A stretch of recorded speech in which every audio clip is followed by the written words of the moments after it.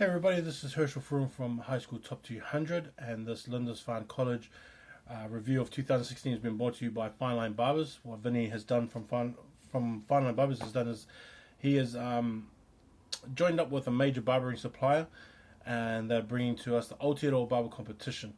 This Aotearoa Barber Competition is going to be held in September 2017. He's going to put up a Facebook page and an Instagram page for barbers around the country to go and upload their work, so that it can show us as a community what the barbering industry is all about and all the talent that we have around the country. There's going to be vendors there. There's also going to be the best barber shops around the country in there as well, bringing up talented barbers and guys who can show us what skills that they have, and they're going to be on show for us to see. Also, that's going to show us what the barbering industry is about and how good and how big the barber industry is. There's going to be a lot of vendors there, so there's going to be a lot of networking and things like that. So keep that in mind for September 2017 Aotearoa Barber Competition, brought to you by Vinnie from Fineline Barbers. I've liked following Lindisfarne College throughout the last few years or so, and I've been interested in seeing what kind of school it is transitioning from one year to the next. Over the past 3-4 years, it's actually been pretty good. They have actually competed against the best schools. They've been able to hold themselves and really show that they are a team that is always prepared and always going to be there. Even this year, they were that team as well. I thought that they had a very good all-round strong team. I think that they were a complete team. I think that they had guys in positions that knew how to play their position. I liked Angus Keefe. I think they probably had the heaviest front row in the country with Frank Tupuola and also Tafa Varia, big Fijian fella, Rotuman guy. They probably had the hugest front row.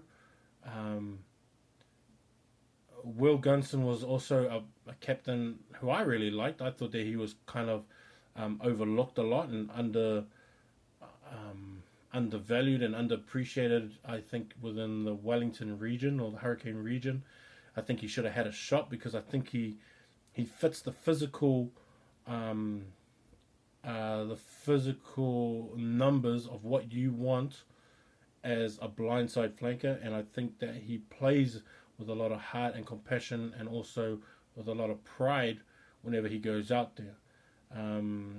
Magella Tufunga was another guy at open side. Even though he was undersized in terms of height, he was just a small open side, he still got the job done. He still did what he was supposed to do. And, he's just one of those guys that was going to put themselves on the line. I really like the makeup of their back line. Who was it? Micah Nasila Sila. The Fijian guy, I thought he was really explosive. He was one guy I thought should have been in that Fijian Sevens team too. He was real good. I really liked the way that he played too, and him and George Cranswick and the centres was good. I like Gus Campbell too, and Jaden Falcon I think was the guy that put it all together for this team. They had the two Fijian guys in their forward pack. Anthony Korokowili, I think his name was, and what's his name? Loco Rio, I think his first name is. What is it? Wakani Drula. I'm probably killing that name, but those two I thought were also guys that should have been in those sevens, and those guys are the typical Fijian guys who are big, tall guys, real physical, real strong, skilled, and they whenever they had the ball, you just didn't know what they were going to do with it. And sometimes within New Zealand rugby, we try and keep guys like that within a box in terms of that's not what you should be doing at this time. You shouldn't do that with the ball, or you shouldn't play the ball like that. And sometimes with Fijians, I think we should just kind of let them go and just see what happens and let them play the way that they have learnt to play, and then we just back them up and be there and support, ready to receive the ball or at least blow over to get the ball recycled fast. Because I think there's a lot of value in having that kind of ball, just to, that kind of game, to take it out of the sort of normal rugby games that we see, just to change the tempo, change the structures, just sort of break down the normal way of which we play, and just to have that surprise element with it. I think, and because you had a guy like Will Gunson, and then you had even Chris Hicks, who I think was a pretty good number 8 too, and a pretty solid player. I think guys like that would also benefit in terms of running off those kind of players like the Fijian boys. And so, like, I thought sometimes it was just like, well, yeah, we have a structure, but at the same time, structured offense can be defeated by structured defense. So if you have some guys that play outside the box and outside the thinking of it, maybe we should let that go just a little bit, then have those guys that play that structured rugby to back them up with a structured play after they freestyle whatever they're going with. And so that's where I think that a lot of these Fijian boys should be used, and maybe it's a good thing. Maybe it's something we should look forward to, and maybe use within the future. But I like Josh Dearden, was another player that I thought was a pretty good guy in terms of having the position down, and his relationship as a first 5 halfback relationship with Jaden Falcon is really good too. And Jaden's only coming up, and he's going to be a pretty good player once he figures out the way that he wants to play rugby. Like I said, Lindisfarne was part of that quad tournament.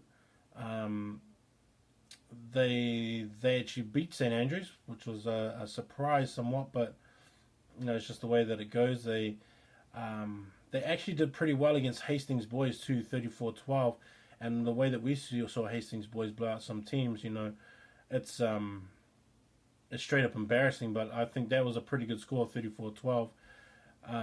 They beat St John's College Hastings. They beat them. They also beat Francis Douglas.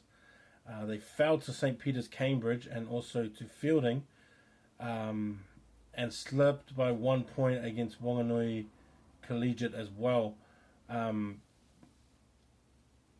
I think that Lindisfarne is going to be one of those schools that that is going to have those big breaks in between good years. Now, I don't know about next year and what they have lined up for next year, but if they haven't